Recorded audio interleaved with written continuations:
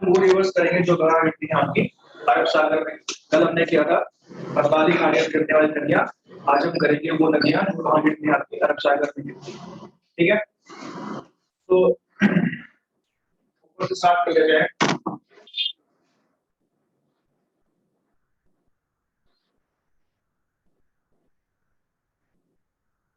सबसे पहले बात कर लेते हैं अरावली से निकलने वाली।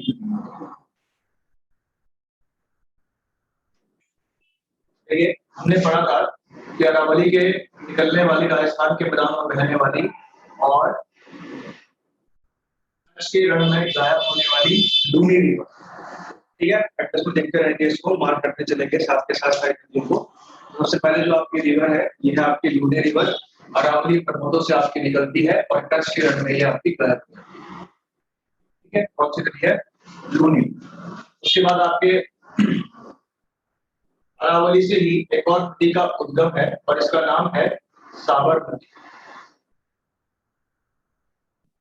ठीक है, अरावली से ही एक और रिवर का आपका उद्गम है और इसका नाम है आपका साबरमती। अहमदाबाद जो आपका नगर है, गांधीनगर जो है, साबरमती आश्रम जो है, ये सारी के सभी इसी नदी के किनारे आपका अवस्थित हैं। ठीक है, साबरमती भी कहां से निकलती है? आपकी अरावली पर्वत श्रेणी से ही आपकी निकलती है और आपका ये गिरती है जाकर खंबात की खाड़ी। ठीक है, खंबात की खाड़ी ये जो रीजन है आपका कौन सा है? Gulf of Khambhat. ठीक है, गल्फ ऑफ खंबात में जाकर ये नदी आपकी गिरती है, खंबात की खाड़ी में ये रिवर जाकर आपकी गिरती है। ठीक है, यहाँ पर आप देखेंगे टॉपिक ऑफ कैंसर है। ठीक है, और यहाँ पर आपको मिलेगी टॉपिक ऑफ कैंसर को 2 बार काटने वाली माहिर।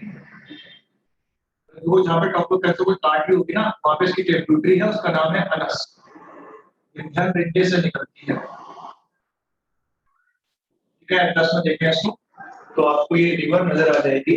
ठीक है, ट्रिब्यूटरी जो है अनस रिवर है इसकी, जो आपको इस रीजन में नजर आएगी। विंध्याचल से या विंध्याचल पर्वतों से ये निकलती है और ये विश्व की एकमात्र नदी है जो ट्रॉपिक ऑफ कैंसर को 2 बार कट करती है।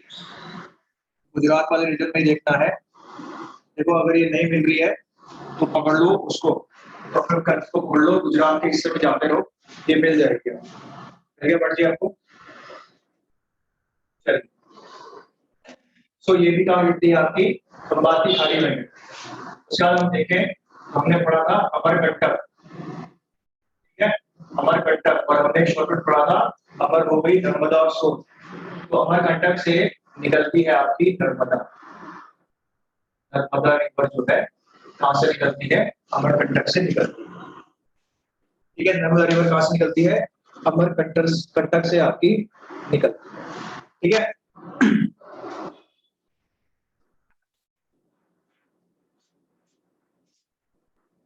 साबरमती की जो ट्रिब्यूटरी है इनका नाम है बाकल, हथमत, हथमत बाकल है। ठीक है, बाकल है, हथमत है, किसकी ट्रिब्यूटरी है? साबरमती की। ठीक है, बेतरक और माजम, बेतरक और माजम, ये किसकी ट्रिब्यूटरी है? आपकी साबरमती की। जहां तक माही रिवर की बात करते हैं, ठीक है, जहां तक हम माही रिवर की बात करते हैं तो जाखम की ट्रिब्यूटरी, जाखम हो गई, सोम हो गई, अनस हमने अभी पढ़ी, एटलस में हमने देखी थी। जाखम हो गई, सोम हो गई, अनस हो गई, और एक और आपकी रिवर है, इसका नाम है आपका चाप। चाप, ठीक है, जाखम हो गई, सोम हो गई, अनस हो गई और चाप।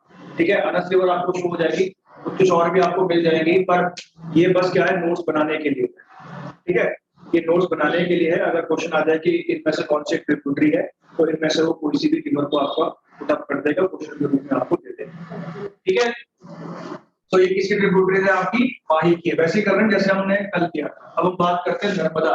देखो यहाँ पर है तवा जलाशय, तवा रिजर्वोयर है आपका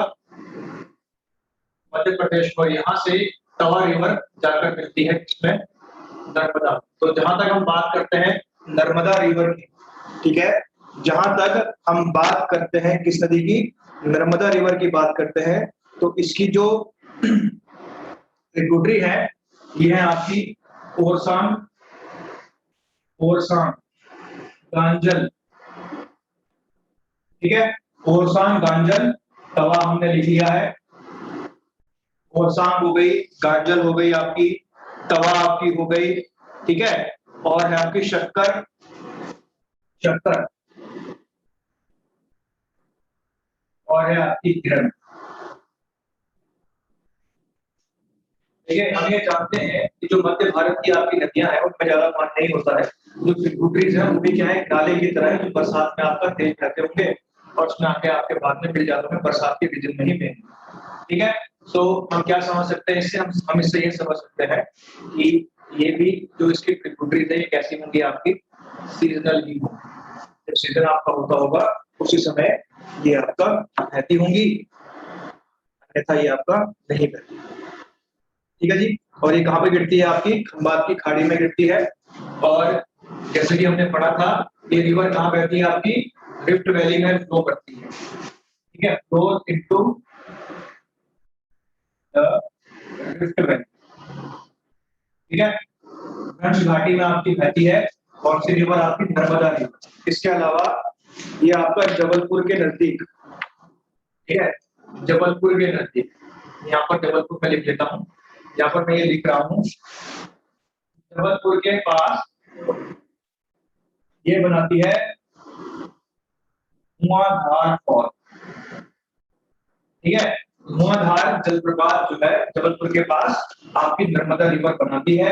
इसके अलावा ये भेड़ा आपकी जगह है जबलपुर से आगे ही, वहां पर ये भेड़ा गौज भी बनाती है, ठीक है, जबलपुर से आगे ही नर्मदा रिवर जो है भेड़ा गौज भी बनाती है, ठीक है जी, क्लियर हो गया होगा। चलिए नेक्स्ट हम बढ़ते हैं उन रिवर्स की तरफ, अब जो कहां पर है, आपकी लोअर इंडिया आपके सब कॉन्टिनेंट में है। जैसा कि मैंने बताया था आपको, पहले भी हमने डिस्कस किया है कि जो पेनिनसुलर इंडिया की रिवर है, पहली बात तो ये कि यहाँ पर ऊंचे खड़े हुए आपके पर्वत, पूरी पर्वत लंबी श्रेणी है, तो यहाँ से जितनी भी रिवर्स आपकी निकलती है, यहाँ से जितनी भी नदियां आपकी निकलती हैं वो छोटी होती है, ठीक है, छोटी होने के साथ साथ वो बहुत तेजी से बहकर आपका समुद्र मिल जाती है, तो वो कोई भी आपका डेल्टा क्रिएट नहीं करती। लेकिन अगर आप मुझसे कहें कि सर ये नर्मदा इतनी दूर से बहकर आती है तो एटलीस्ट ये तो डेल्टा क्रिएट कर ही सकती है। पहली बात तो ये कि जो रिवर्स डेल्टा नहीं बनाती हैं उनको हम एस्चुरी कहते हैं, जो रिवर्स डेल्टा नहीं बनाती हैं उनको हम क्या कहते हैं, एस्चुरी कहते हैं। एस्चुरी बनाने के बहुत सारे कारण होते हैं कि कोई रिवर एस्चुरी क्यों बनती है, डेल्टा क्यों नहीं बनता। पहला कारण क्या है, पहला कारण क्या है, अगर हम बात करें कि वर्ल्ड की बिगेस्ट एस्चुरी, ठीक है, वर्ल्ड की बिगेस्ट एस्चुरी की हम बात करें, ठीक है, हिंदी में से कहते हैं ज्वार नदमुख, ठीक है, हिंदी में क्या कहते हैं इसको, ज्वार नदमुख कहते हैं जी। अब वर्ल्ड की जो बिगेस्ट एस्चुरी है ना, ये ओब नदी है, ओब बहती है आपके साइबेरिया के मैदानों में, साइबेरिया के मैदानों में नॉर्थवर्ड आपका फ्लो करती है, मतलब था नॉर्दर्न या पोल की तरफ आपका फ्लो करती है। कौन सी रिवर, ओब रिवर, किस तरह आपकी चलती है, आपकी नॉर्दर्न तरफ में आपका फ्लो करती है। अब ये ओब रिवर जो है जब ये आपके नॉर्दर्न एंड में पहुंचती है, ठीक है, रशिया है ना, रशिया के नॉर्दर्न एंड में जब ये रिवर पहुंचती है, यहाँ पर जहाँ आर्कटिक ओशन है, यहाँ पर क्या है, आर्कटिक ओशन है, तो अपने मुहाने पे जाकर ये रिवर जो होती है फ्रीज हो जाती है, जम जाती है बहुत ज्यादा ठंड की वजह से, इसकी वजह से ये क्या नहीं बनाती, डेल्टा नहीं बनाती। तो पहला कंडीशन क्या है, ये मैं हमने ओब का एग्जांपल लिया कि ओब अपने मुहाने पर, अपने माउथ पर जाकर क्या हो जाती है, जम जाती है, फ्रीज हो जाती है, इसलिए वो डेल्टा नहीं बनाती। दूसरा कारण क्या है, दूसरा कारण है आपका फ्लो या स्पीड ऑफ रिवर्स, फ्लो या स्पीड ऑफ रिवर्स। जो नदियां छोटी होती है, जैसे हम एग्जांपल ले रहे हैं किसका, वेस्टर्न घाट्स की रिवर का एग्जांपल हम ले रहे हैं। जो रिवर छोटी होती है, ठीक है, और जो एकदम से पर्वतों से आकर करती है, उनकी स्पीड बहुत ज्यादा होती है। तो स्पीड बहुत ज्यादा होने के कारण वो क्या करती है कि जितना भी आपका अवसाद है, डिपोजिशन को सीधा समुद्र में छोड़ देती है और अपने मुहाने पर डेल्टा नहीं बनाती है। तो अगर रिवर की फ्लो और स्पीड भी ज्यादा होगी तो भी क्या होगा, डेल्टा क्रिएट नहीं होगा। तीसरा कंडीशन है वाटर वॉल्यूम, ठीक है, वाटर वॉल्यूम यानी कि पानी की मात्रा। अगर कोई भी ऐसी रिवर है, जैसे मैं बात करता हूँ, जैसे हम एग्जांपल लेते हैं कॉन्गो रिवर का। अगर आपने कॉन्गो रिवर देखनी है तो आप देखेंगे, अफ्रीका वाला पेज खोलकर आप देखें कि मध्य रेखा को 2 बार काट रही है, इक्वेटर को 2 बार काटने वाली रिवर कौन सी है, कॉन्गो है। कैंसर को 2 बार काटने वाली रिवर कौन सी है, माही है। और कैप्रिकॉर्न को 2 बार काटने वाली रिवर लिम्पोपो है, साउथ अफ्रीका में। तो हम देखें कि कॉन्गो रिवर जहां बहती है वो बहुत लंबा रीजन है, बहुत लंबा क्षेत्र है, ठीक है, वो बहुत लंबे समय में प्लेन में आपकी बहती है। तो हम ये सोचते हैं कि उसको तो डेल्टा बनना ही चाहिए, लेकिन कॉन्गो आपकी अवस्थित है कहां पर, कॉन्गो आपकी कहां बहती है, इक्वेटर पर बहती है। नाउ इक्वेटर पर बहने वाली रिवर्स का जो मेन सोर्स ऑफ वाटर होता है वो भी बारिश। मध्य रेखा देखिए चित्रों में क्या होता है कि दिन तक जो है बहुत तेज आपकी धूप रहती है और दिन के बाद शाम तक मूसलाधार बारिश होती है। तो इस क्षेत्र में जो बहने वाली रिवर्स है वो हमेशा लबालब भरी रहती है पूरे साल। इसका क्या मतलब है कि कॉन्गो में वाटर वॉल्यूम बहुत ज्यादा है, जल का घनत्व बहुत ज्यादा है, वाटर में बहुत ज्यादा मात्रा में पानी आपका है। तब इतना ज्यादा मात्रा में पानी आपका होता है क्योंकि क्या है, सोर्स जो है रेगुलर है। कॉन्गो रिवर के वाटर का सोर्स रेगुलर है, वहां बारिश रोज होनी होगी, तो कॉन्गो को पानी जल मिलता ही रहेगा, जल आपका मिलता ही रहेगा। इसी वजह से क्या होगा, उसमें वाटर वॉल्यूम बहुत ज्यादा होगा। और जब वाटर वॉल्यूम बहुत ज्यादा हो जाएगा तो ये रिवर भी सारे के सारे डिपोजिशन सीधा लेकर समुद्र में पहुंच जाएंगे। इसका क्या मतलब है कि कॉन्गो रिवर भी डेल्टा नहीं बनाएगी। तो यानी कि ऐसी जो भी नदियां होंगी जिनका वाटर वॉल्यूम बहुत ज्यादा होगा, जिनमें पानी की मात्रा ज्यादा होगी, वो नदियां भी क्या करेंगी, आपका डेल्टा क्रिएट नहीं करेंगी। अब क्या ये 3 कैटेगरी यहाँ अप्लाई होती है, तो नहीं होती। यहाँ पर अप्लाई होती है चौथी कैटेगरी, और चौथी कैटेगरी क्या है, जहां पर हाई टाइड्स आते हैं। यहाँ पर हाई टाइड्स आते हैं, वेव्स का सर्कुलेशन ज्यादा रहता है, वेव्स जो है ज्यादा एक्टिव आपकी रहती है, ठीक है। देखो, भारत में सर्वाधिक ज्वार या सबसे ज्यादा ज्वार या सबसे ऊंचा ज्वार जो आता है ओखा में आता है, ओखा गुजरात में है और इसी खंबात की खाड़ी में है। जब इतने ज्यादा ज्वार आपके आते हैं, टाइड्स आपके आते हैं, तो जितना भी डिपोजिशन ये नदियां, जितना भी डिपोजिशन नदियां अपने मुहाने पर छोड़ती है ना, इस सभी डिपोजिशन को ये टाइड्स बहाकर ले जाते हैं। जितने भी मिट्टी अवसाद के कण ये नदियां यहाँ छोड़ेंगी ना, ये सारे के सारे अवसाद जो है ज्वार के द्वारा, टाइड्स के द्वारा आपका बहाकर ले जा लिए जाएंगे। जिसकी वजह से क्या होगा, जिसकी वजह से नदियों के मुहानों पर डेल्टा क्रिएट नहीं होंगे। तो ये मैंने आपको 4 वो फैक्टर्स आपके समझाए जिसकी वजह से कोई भी रिवर क्या बनाती है, एस्चुरी बनाती है। अब जो फैक्टर यहाँ पे लागू होता है वो कौन सा है, आपका चौथा वाला, यहाँ पे हाई टाइड्स और हाई वेव्स आपकी आती हैं, ठीक है। और जितने भी अवसाद रिवर्स यहाँ पर जमा करती हैं वो टाइड्स के द्वारा या ज्वार भाटा के द्वारा बहाकर ले जा देते हैं, ठीक है। यही कारण है कि नर्मदा रिवर जो है आपका इतने दूर से बहने के बावजूद भी, सेडिमेंट से बहने के बावजूद भी यहाँ पर डेल्टा क्रिएट नहीं करती। तो नर्मदा और तापी रिवर डेल्टा क्रिएट नहीं करेगी, ना ही साबरमती, ना ही माही करेगी। इतना भी हमको समझ में आ गया है। में सारी की सारी रिवर्स कहाँ गिर रही है, सारी की सारी रिवर्स कहाँ गिर रही हैं, सारी की सारी रिवर्स गिर रही है खंबात की खाड़ी में, ठीक है। चलिए, अगली जो रिवर है ये धूपगढ़ के ईस्ट से निकलती है, बैतूल पहाड़ी से इसका उद्गम है। बैतूल डिस्ट्रिक्ट भी यहाँ पर बैतूल पठार में है और यहाँ से निकलती है कौन सी आपकी, तापी रिवर, या ताप्ती रिवर यहाँ से ओरिजिनेट आपकी होती है। तवा जलाशय में गिरकर आपके आगे बढ़ती है। और देखो सर्वाधिक विस्तार है इसका महाराष्ट्र में, 42% ये बहती है कहाँ पे, आपका महाराष्ट्र में। और लास्ट में इसका माउथ कहाँ पर है, आपका गुजरात में, ठीक है। लास्ट में इसका माउथ कहाँ है, आपका गुजरात में, ठीक है। और इसमें जो प्रोजेक्ट है वो कौन सा है, उकाई परियोजना है, सूरत शहर इसके किनारे आपका बसा हुआ है। अगर हम बात करें ताप्ती की ट्रिब्यूटरीज के बारे में, अगर हम बात करते हैं ताप्ती नदी की सहायक नदियों के बारे में, तो ये है आपकी पूर्णा, बंगुर, ठीक है। पूर्णा हो गया बगुर, बगुर, बगुर आपका हो गया गिरना, गिरना, गिरना, बोरी, बोरी, पंचार, ठीक है। बगुर, पूर्णा, गिरना, बोरी, पंचार, ये क्या है आपकी सारी की सारी ट्रिब्यूटरीज हैं किसकी, और भी लिख लो, अनेर लिख लो, एक है अनेर और दूसरी है मोरना या मरेना भी इसको कहते हैं। तो ये किसकी ट्रिब्यूटरीज है आपकी, ये आपकी ट्रिब्यूटरीज है,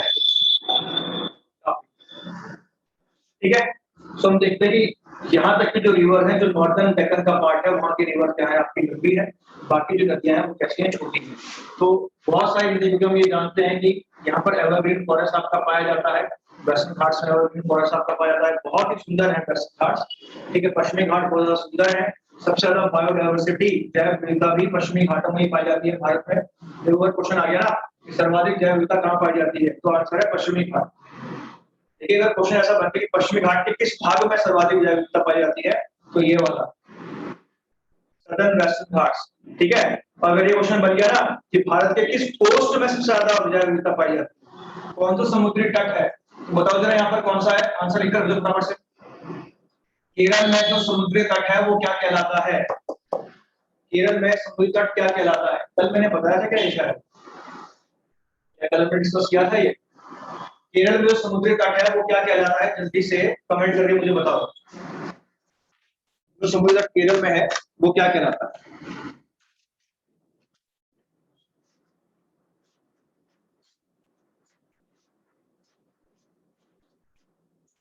ठीक है भट्टी, आंसर बिल्कुल सही है, मालाबार। क्वेश्चन पूछ लेते हैं, सबसे ज्यादा बायोडाइवर्सिटी किस कोस्ट में पाई जाती है, तो मालाबार कोस्ट में पाई जाती है, ठीक है। क्लियर हो गया। और अगर ऊपर पूछेगा तो है आपका वेस्टर्न या सदर्न वेस्टर्न घाट्स, क्या कहेंगे आप, सदर्न वेस्टर्न घाट्स कहेंगे। चलिए अगली इंपॉर्टेंट नदी है, इस नदी का नाम है मांडवी, इस नदी का नाम है मांडवी, ठीक है। मांडवी बड़ी इंपॉर्टेंट है रिवर, या इसको मंडोवी भी कहते हैं, मंडोवी, ठीक है। और ये इस तरह से देखो, इसका जो उद्गम है, जो ये ओरिजिनेट होती है, मांडवी रिवर जो ओरिजिनेट होती है, ये बेलगाम डिस्ट्रिक्ट है, और यहाँ पर है जम्बोती घाट, जम्बोती घाट डिस्ट्रिक्ट का नाम है बेलगाम, ठीक है। डिस्ट्रिक्ट का नाम क्या है, बेलगांव है। बेलगांव में कौन सा घाट है, जम्बोती घाट है, और ये कहां पर है, कर्नाटका में है। यहां से ये रिवर ओरिजिनेट होती है। ये इंपॉर्टेंट क्यों है, ये इंपॉर्टेंट इसलिए है क्योंकि इस नदी पर महाराष्ट्र में दूध सागर फॉल, दूध सागर झरना जो है इसी रिवर पर आपका बना हुआ है। दूध सागर बहुत सुंदर है, ठीक है, क्योंकि वेस्टर्न घाट्स में बहुत सुंदर फॉल है। इस दूध सागर के नीचे रेलवे ट्रैक है, ट्रेन गुजरती है और झरना ऊपर से गिरता है, बहुत सुंदर दृश्य है। यूट्यूब में आप देखें, वहां डालेंगे दूध सागर फॉल तो आपको बहुत सुंदर दृश्य नजर आएगा, ठीक है। तो दूध सागर फॉल जो है वो इसी नदी पर आपका अवस्थित है, ठीक है। और ये जो रिवर है कहाँ गिरती है आपकी, अरब सागर पर गिरती है, अरेबियन सी में गिरती है, ठीक है। आजकल इस पर एक परियोजना है जिस पर 3 राज्यों के बीच में झगड़ा चल रहा है, कर्नाटक, मुंबई और गोवा के बीच में झगड़ा चल रहा है, एक परियोजना है। देखो एक्चुअल में यहाँ पर जो मंडोवी रिवर है, यहाँ पर बहुत सारे आपकी नदियां हैं छोटी छोटी, जिस पर आपके 11 डैम बनाने की परियोजना है, 11 छोटे डैम बनाने की परियोजना है। और इस परियोजना को नाम दिया जाता है कलसा बंडूरी। क्या नाम दिया गया है, कलसा बंडूरी। एक्चुअल में कलसा बंडूरी जो है ट्रिब्यूटरी है मंडोवी की, ठीक है। और इस कलसा बंडूरी पर क्या बनना है, डैम बनना है। इस डैम को लेकर जो है 3 राज्यों के बीच में विवाद है, ठीक है, क्योंकि मंडोवी निकलती कर्नाटक से है, महाराष्ट्र में भी बहती है और गोवा में भी फाइनली क्या बनाती है आपका ऐश्वर्या आपका क्रिएट करती है। तो 3 राज्यों के बीच में इस रिवर को लेकर, उस परियोजना को लेकर विवाद है। कलसा बंडूरी परियोजना एग्जाम में आ सकता है, किस नदी पे है, तो मंडोवी रिवर में है, महाराष्ट्र में आपका है, ठीक है। और इसको लेकर क्या है, झगड़ा है 3 राज्यों के बीच में, ठीक है जी। चलो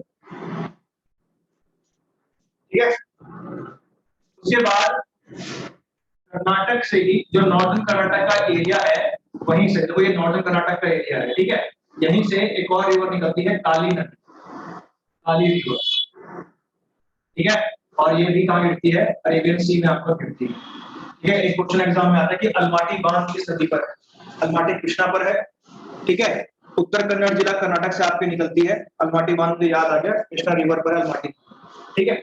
तो काली रिवर जो है ये उत्तर कर्नाटक जिला से आपकी निकलती है और अरब सागर में गिरती है, बस इतना ही है इसके बारे में, क्योंकि ये इसलिए इंपॉर्टेंट क्योंकि कंफ्यूजन हो जाता है, काली जो मेन काली है वो कहाँ है, उत्तराखंड में है, मेन काली कहाँ है आपका, उत्तराखंड में है, और ये जो रिवर है आपकी कहाँ बहती है, कर्नाटक में भी एक काली रिवर है, तो इसलिए कंफ्यूजन क्रिएट करने के लिए क्वेश्चन एग्जाम में डाल दिया जाता है, पर अब हमें कंफ्यूजन नहीं होगा कि एक काली ऊपर है एक काली नीचे है, अब हमें समझ में आता है, ठीक है। तो अगर आप काली देखें और वहां पर आप ये पाएं कि इसमें तो उत्तराखंड लिखा नहीं है, तो उसका मतलब वो कर्नाटक वाली काली रिवर की बात कर रहा होगा आपसे। अब इंपॉर्टेंट रिवर देखो, यहाँ पर कर्नाटक में एक जिला है, इसका नाम है शिमोगा, शिमोगा जिला, और शिमोगा से निकलती है शरावती, शरावती या शरबती भी इसको कहते हैं, ठीक है, शरावती या शरबती भी इसको कहा जाता है, शिमोगा जिला से निकलती है और अरब सागर में गिरती है। नाउ इस रिवर का इंपॉर्टेंस क्या है, देखो शरावती रिवर पर ही भारत का सबसे ऊंचा फॉल जो या गोरसुरपा,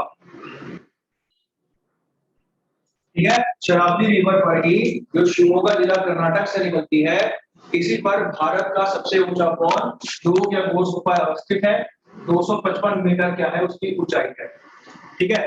अब एक चीज ध्यान रखेंगे कि हम बहुत सारे झरनों के बारे में हम पढ़ते हैं, सुनते हैं, कि हमने पहले भी डिस्कस किया था इस क्लास में, देखो पूंजीकुला एक जलप्रपात है, उसकी ऊंचाई 455 मीटर है, 455 मीटर ऊंचा है, फिर भी हम इसको सबसे ऊंचा क्यों नहीं मानते, क्योंकि पूंजीकुला इस तरह गिरता है, ट्रेसेस में सीढ़ियों पे गिरता है, इस तरीके से, इस तरह इसकी ऊंचाई कितनी है 455 मीटर से, लेकिन जो ऊपर से नीचे गिरने वाला सीधा फॉल इस तरीके से, और इस तरह ये सबसे लंबा, सबसे ऊंचा है, ठीक है, क्लियर हो गया। तो शरावती रिवर पर ही जो आपका फॉल है, बहुत सुंदर आपका फॉल है, आप सर्च कर सकते हैं इसको इंटरनेट पर, तो आपको बहुत सुंदर ये फॉल देखने को मिलेगा, ठीक है। इसके बाद आप देखेंगे एक नदी है जिसका नाम है बेदनी, ठीक है, देखो यहाँ पर कर्नाटक प्लेट्यू है, धारवाड़ का प्लेट्यू है, और यहाँ से एक रिवर आपकी निकलती है बेदनी, ठीक है, बेदनी रिवर भी बहुत बार पूछी गई है, पूछा गया है कि बेदनी नदी किस पठार से निकलती है, तो कर्नाटक या कर्नाटक को क्या कहते हैं, धारवाड़ भी कहते हैं, तो कर्नाटक या धारवाड़ के पठार से ओरिजिनेट होती है आपकी बेदनी नदी, ठीक है जी। उसके बाद हम देखते हैं कि यहाँ पर है अन्नामलाई हिल्स, अन्नामलाई, अन्नामलाई की पहाड़ियां हैं यहाँ पर, ठीक है, अन्नामलाई की पहाड़ियों से आपकी रिवर निकलती है पोनानी, पोनानी, ये कहाँ है, केरल में। अब हम पढ़ेंगे सारी केरल की नदियां, ठीक है, अब हम क्या पढ़ेंगे, सारी की सारी केरल की नदियां हम पढ़ेंगे। तो पहली जो नदी है केरल की वो है पोनानी, ये केरल की सबसे लंबी नदी है, सबसे बड़ी नदी है, ठीक है, पोनानी, इसका दूसरा नाम भरतपुझा भी है, क्या है, भरतपुझा, ठीक है, पोनानी का ही एक नाम क्या है, भरतपुझा है। इसके बाद जो दूसरी सबसे लंबी नदी है आपकी केरल की, देखो ये जो अन्नामलाई की पहाड़ी काफी फैली हुई है, यहाँ से एक रिवर निकलती है, एक महत्वपूर्ण नदी है, इसका नाम है पेरिया, ठीक है, ये नदी कौन सी है आपकी, पेरियार, और पेरियार कहाँ गिरती है, वेम्बनाड झील में गिरती है, ये कहाँ गिरती है, वेम्बनाड में गिरती है पेरियार, ठीक है, वेम्बनाड में कौन सी नदी गिरती है आपकी, पेरियार रिवर आपकी गिरती है, ये नदी भी कहाँ की आपकी, केरल, केरल की नदी है, ठीक है जी, केरल की आपकी नदी है, और कहाँ गिरती है आपकी,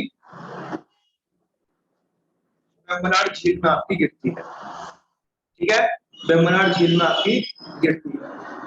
उसके बाद दक्षिण में आप देखेंगे यहाँ पर बड़ी इंपॉर्टेंट रिवर है, इसका नाम है पंबियार, पंबियार या पंबा, पंबियार कार्डेमम या वर्षणु से निकल रही होगी, मिल गया, मिल गया तो मुझे बता दें जरा कि अगर आपको ये मिल गया है तो, पंबियार नदी या पंबा भी इसको कहते हैं, पंबियार या पंबा, ठीक है नेताजी, एटलस रखिए आपने, एटलस में देखें, एटलस के बिना ज्योग्राफी नहीं पढ़ सकते, एटलस जरूरी होनी चाहिए ज्योग्राफी में, तो चीजें ज्यादा आसानी से समझ में आती हैं। तो यहाँ पर थोड़ी हो सकता है कि बोर्ड पर बहुत सारी चीजें जो लिखी हो आपको नजर ना आए, या मैंने जो लिखा है वो आपको समझ ना आए, तो इसलिए बेटर है कि हम क्या लिखें, एटलस रख लें, क्योंकि सीधी सी बात है मैपिंग में थोड़ा छोटा छोटा लिखना होता है, और अगर मैं बोल दूं, मुंह से शब्द बोल दूं तो आप सुनकर शायद सर्च कर लें, आपको चीज मिल जाए, पर अगर मैप में आप ढूंढे तो हो सकता है कि मैंने स्पेस के कारण थोड़ा छोटा लिख दिया हो तो आपको नजर ना आए, तो इसलिए आपने क्या करना है, एटलस साथ रखनी है हमेशा। ठीक है, जब भी ज्योग्राफी पढ़नी है एटलस तो आप साथ में रखेंगे। तो पुंबियार जो आपकी रिवर है, आप उसको पाएंगे, ये वर्षा से आपकी निकलती है या कार्डेनम हिल से आपकी निकल रही होगी, और उसके बाद क्या है, ये भी आपकी तमिलनाडु झील में गिरती है। ये इंपॉर्टेंट क्यों है इसको भी समझ लीजिए, ये नदी जो है इंपॉर्टेंट क्यों है इसको भी आपका समझ लेते हैं।